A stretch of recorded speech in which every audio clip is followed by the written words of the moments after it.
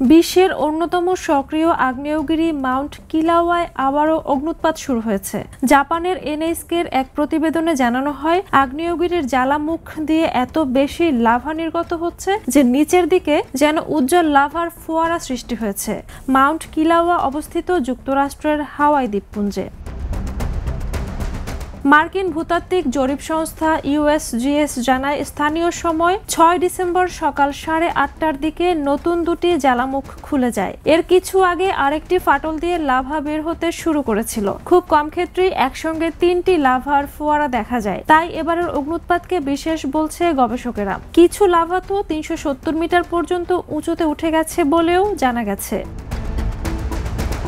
Sulphur dioxide সহ ক্ষতিকর gas ছড়িয়ে পড়ায় আশেপাশের বাসিন্দাদের সতর্ক থাকার পরামর্শ দেওয়া হয়েছে। এসব গ্যাস শ্বাসকষ্ট সহ স্বাস্থ্য ঝুঁকি তৈরি করতে পারে।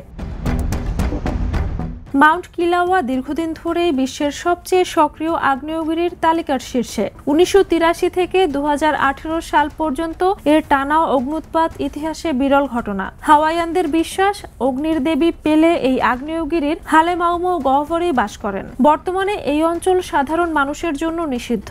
আর নতুন অগ্ন্যুৎপাতের কারণে হাওয়াই ভলকানোজ ন্যাশনাল পার্কের কিছু অংশ সাময়িকভাবে বন্ধ থাকার সম্ভাবনা রয়েছে।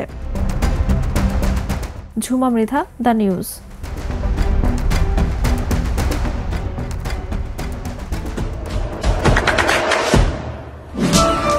দেশে দেশে সবার সাথে, দ্য নিউজ।